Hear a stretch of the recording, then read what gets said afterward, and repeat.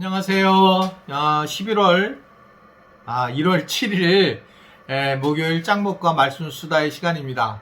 좀 아까 11월이라고 해서 제가 다시 영상 찍었다가 또 틀렸네요. 요새 정말 막 잊어버립니다. 이것저것 막 잊어버려요. 요새 저희 아내랑 같이 이렇게 얘기를 하면 누구 이름을 기억하면 서로 한 글자만 기억나고 두 글자를 서로 도와서, 그래서 진짜 부부가 한 몸이구나 라는 생각을 하게 됩니다. 자주 잊어버리고 계시죠? 혹시 잊어버리는 것들, 내가 요새 이런 건방증이 있었다, 재밌는 글이 있으면 본인 얘기, 그러면 저한테 톡으로 올려주시면 제가 깔깔 웃다가 내일 또 언제 예배 때 소개를 하도록 그렇게 하겠습니다. 누구라고 밝히진 않고요. 그게 그냥 나누는 거죠. 그러니까 그게 우리 노아 현상이 나타난 당연한 결과라고 생각하게 됩니다. 자, 오늘 우리에게 주시는 하나님의 말씀은 민수기 11장 26절부터 35절의 말씀입니다. 하나님 말씀을 보시겠습니다. 그 기명된 자 중 엘닷이라 하는 자와 메닷이라 하는 자 두 사람이 진영에 머물고 장막에 나아가지 아니하였으나 그들에게도 영이 임하였으므로 진영에서 예언한지라. 한 소년이 달려와서 모세에게 전하여 이르되 엘닷과 메닷이 진중에서 예언하나이다 하매, 택한 자 중 한 사람 곧 모세를 섬기는 눈의 아들 여호수아가 말하여 이르되 내 주 모세여 그들을 말리소서. 모세가 그에게 이르되 내가 나를 두고 시기하느냐. 여호와께서 그의 영을 그의 모든 백성에게 주사 다 선지자가 되게 하시기를 원하노라. 모세와 이스라엘 장로들이 진중으로 돌아왔더라. 바람이 여호와에게서 나와 바다에서부터 메추라기를 몰아 진영 곁 이쪽 저쪽 곧 진영 사방으로 각기 하루길 되는 지면이 2규빗쯤에 내리게 한지라. 백성이 일어나 그날 종일 종야와 그 이튿날 종일토록 메추라기를 모으니 적게 모은 자도 10호멜이라. 그들이 자기들을 위하여 진영 사면에 펴두었더라. 고기가 아직 이 사이에 있어 씹히기 전에 여호와께서 백성에게 대하여 진노하사 심히 큰 재앙으로 치셨으므로 그곳 이름을 기브롯 핫다아와라 불렀으니 욕심을 낸 백성을 거기 장사함이었더라. 백성이 기브롯 핫다아와에서 행진하여 아세롯에 이르러 거기 거하니라. 오늘 말씀을 보게 되면 이제 26절부터 30절에 보면 결국 모두가 알아버리는 하나님의 임재의 현상이 이제 나타나게 됩니다. 결국 새로 세워진 70인명의 지도자들에게 하나님의 영이 임해서 예언을 하게 되고, 그리고 그중 26절부터 30절의 말씀을 보면 2명은 다른 곳에 머물러 있었는데도 같은 현상이 생기게 되는 것을 볼 수가 있습니다. 결국 하나님의 영은 어디에 있든지 간에 임재를 하게 되었다라는 것을 얘기하는 거죠. 오늘 우리가 마찬가지거든요. 이제 제가 이번 신년주일 때 설교를 했던 것처럼 이제 앞으로 미래는 가정교회가 중심이 될 거라는 겁니다.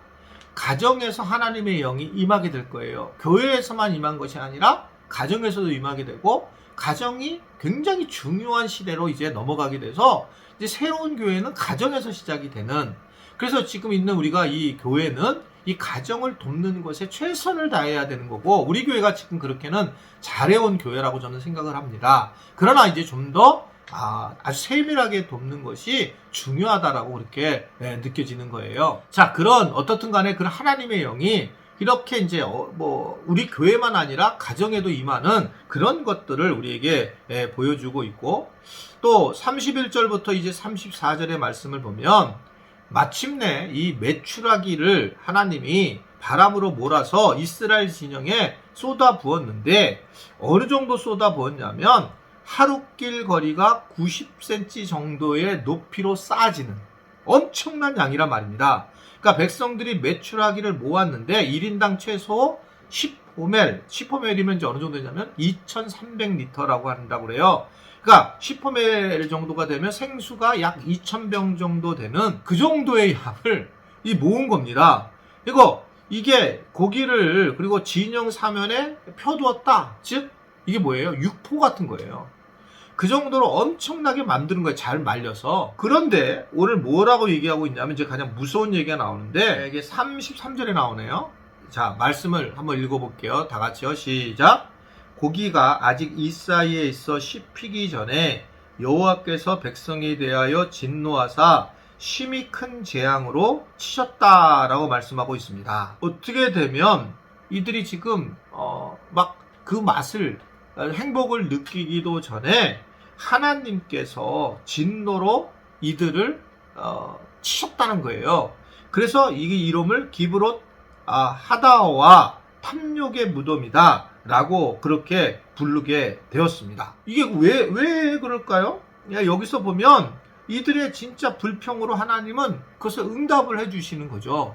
그런데 이 응답이 결국은 이들에게 결정적으로 이들을 진노하면서 하나님의 진노가 임하게 되면서 멸망하는 과정으로 나타나게 되는 것을 볼 수가 있습니다. 우리는 정말 기억해야 될 것을 하나님의 은혜를 탐욕으로 생각하며 살아가는 것이 얼마나 무서운 문제인가 라는 것을 보여주고 있습니다. 자, 우리가 이렇게 기도하잖아요. 하나님, 우리 자녀 잘 되게 해주시고 또 물질의 복을 주게 하시고 건강해 주시고, 이게 우리가 대부분 하는 기도 중에 하나라고 보여지는데, 일반인들이 하는 기도. 근데 맨날 이 기도만 해요. 은혜를 부어주셨는데 하나님 돈 더 주세요. 하나님 더 내가 큰 집 살게 해주세요. 맨날 그 기도를 해요. 이미 하나님은 아는 걸 은혜를 채워주셨는데 감사하지 않고 맨날 그런다고 생각해 보세요. 그럼 하나님이 하도 듣는 거예요. 나중에 야 됐다, 내가 이 정도면 너 행복하게 살 수 있지 않나. 근데 욕심을 또 내는 거예요. 또 내고 이 마치 기브로 핫다다와 같은 탐욕의 무덤이 될 것 같은 그런 상황으로 가게 되는 겁니다. 정말 무서운 거예요.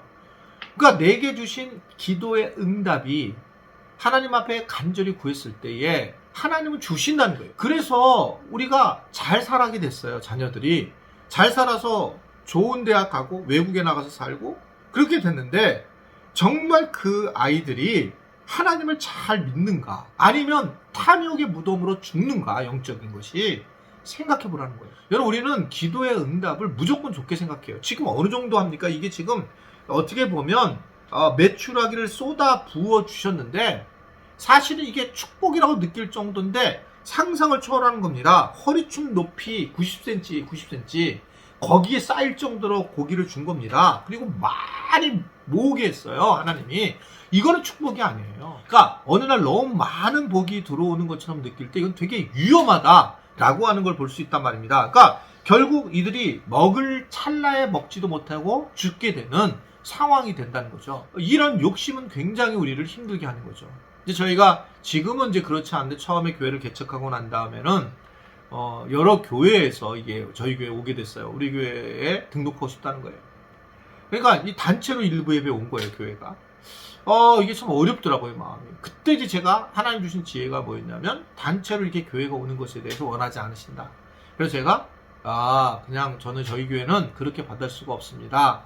그러면서 그냥 저희는 그냥 개별적으로 오는 것만 우리 교회에서 받아들일 수밖에 없고, 그런 것이 이제 저희 교회 방향입니다. 이제 그 다음 주에 안 나오셨어요. 다른 교회로 가셨어요. S교회로. 근데 이제 그때 제가 생각하는 것은 뭐였냐면, 참 잘했다.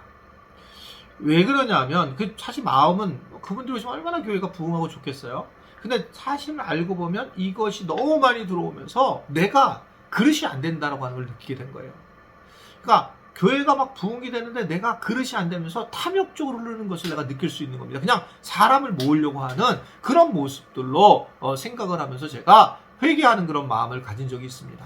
그건 잘 우리 교회가 오게 된 동기 중에 전 하나라고 보여져요. 여러분, 우리가 응답을 받는다고 해서 하나님이 더 많은 것을 주었을 때에 세상적인 것들을 잘 생각하세요. 탐욕을 하고 우리가 불평을 하고, 그래서 하나님이 하나님의 자녀가 그런 것에 대해서 응답을 했는데, 이게 나중에 우리에게 탐욕의 무덤이 될 수 있다는 거예요. 물질의 복이 많으면 어느 날 보면요, 그것이 우리한테 큰 무덤가가 된다는 것입니다. 그걸 물질이 오히려 나를 삼켜버려요. 없으면 그냥 주님만을 바라보는데, 이런 게 너무 많은 거예요. 만나 하나면 충분한데, 만나 주신 거에 대한 일용할 양식에도 충분한데 자꾸 욕심을 내면서 살아가려고 하는 것이 우리의 모습이다라는 것을 오늘 우리에게 전해주고 있습니다.